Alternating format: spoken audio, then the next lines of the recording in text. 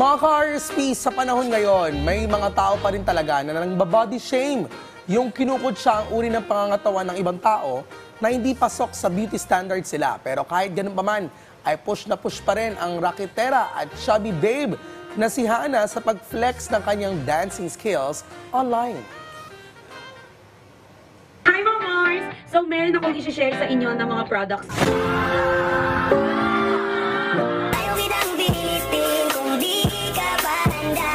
Ako'y tahimik lang sa umpisa, kahit di mo ko pilitin. Pero mag-diet ka kaya muna ate, uso yun.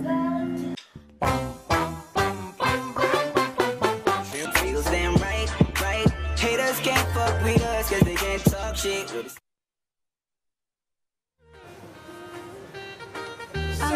Ang ganda niya. Ang ganda lalo nung kanyang mga videos din na napapanood po natin online. At makakasama po natin siya ngayon ang content creator at TikToker na si Hana G. Masias. Good morning.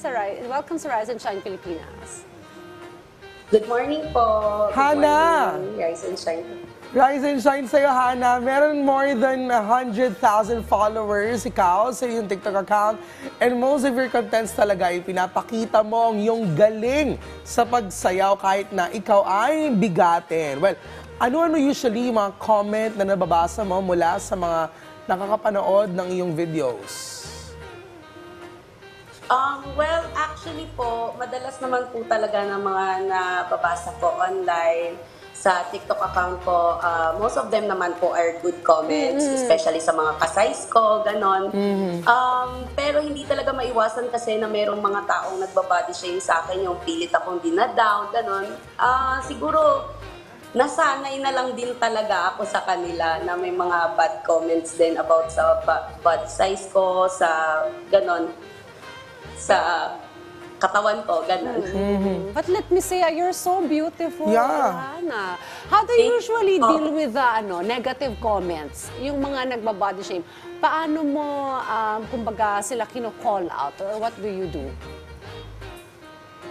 Actually po, nung una, nasasaktan po talaga ako yung nung time na nagsisimula pa lang akong mag-TikTok. Kasi 2019 or 2020, nagti-TikTok na ako. So may mga madalas talaga yung mga body shamer doon, parang hindi ko pa kayang i-handle. So sa tagal na nagsasayaw ako, naggagawa ako ng content sa TikTok, siguro na-immune na rin ako na may mga ganong tao talaga. At sinipin ko na sa utak ko na parang siguro pag nagpo-post ka in public, ganon, meron talagang negative and positive sides talaga na comment na marireceive ka everyday. Pero hindi na lang talaga ako nagpapapekto sa kanila.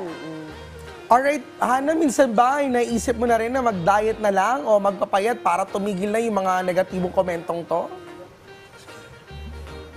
Actually po, opo.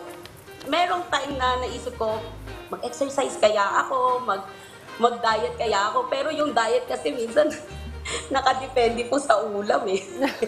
Parang ganun eh. So inisip ko, nakilala nila ako sa name kong Chubby Babe. So bakit ko babaguhin yung sarili ko for them? Kasi kaya nga ako naging Chubby Babe kasi chubby ako. So kung magpapayat ako, mawawala na yung name kong ganun sa TikTok. So naisip ko na siguro okay na to kasi nakilala na ako nilang ganito eh. Bakit ko pa babaguhin yung sarili ko sa kanila? So ako na to eh. Ito na ako eh. Parang ganun po. Well, Hana, bukod sa pagiging isang content creator, ay nag-online selling ka rin pala.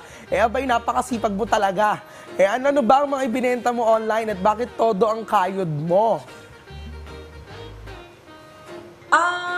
2017 pa lang po, raketera na po talaga ako sa Facebook. So, nagbebenta ako dati ng mga pagkain, kahit ano, lipstick, mga ganon, cosmetics. Tapos, umabot na ako na nagpuso na yung ukay, nagla-live selling na ako, lahat, mga damit, bag, ganon. Kasi bilang single mom po, kasi single mom po ako, so kailangan ko po talagang magkayod kasi may anak akong pinapaaral, binubuhay, so ayun po. Ilan taon na yung anak mo, Hana? 6 years old. 6 years old. 6 years old. Cute nga eh. Oo. 6 years old po. Okay. Okay. Wala na ang mensahe mo sa ating mga ka-RSP na mga supporters at taga-suporta mo rin sa TikTok. At gano'n na rin sa mga ating Ako, mga tulad niya. manonood Oo, na- minsan nakakaranas sila ng comments eh. ng mga, yan, nakakaranas din ng Oo. body shaming. Anong mensahe mo sa kanila? Ako po kasi naniniwala ako na kapag talagang passionate ka sa ginagawa mo, sa mga gusto mong gawin sa buhay, parang sobrang gaan niya pong gawin kasi alam mong gustong-gusto mo yon. And then parang iniisip ko lagi at sinasabi ko lagi sa mga followers ko na ka-size ko, most kasi sa kanila is ganon, katulad kong size, na wag silang magpapadala sa mga taong nagda-down sa kanila. Yung self-confidence nila kailangan laging irarampa yan, ganon.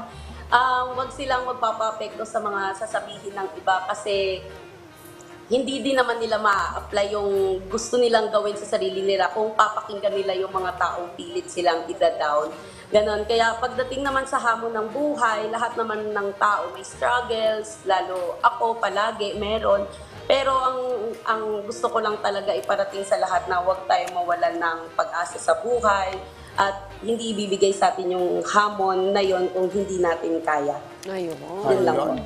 Well, thank you for being an inspiration to many at nire-redefine mo ika nga yung standards of Yes. beauty. Ano? Thank you, Hannah, in advance. Happy New Year po. sa'yo. Happy po.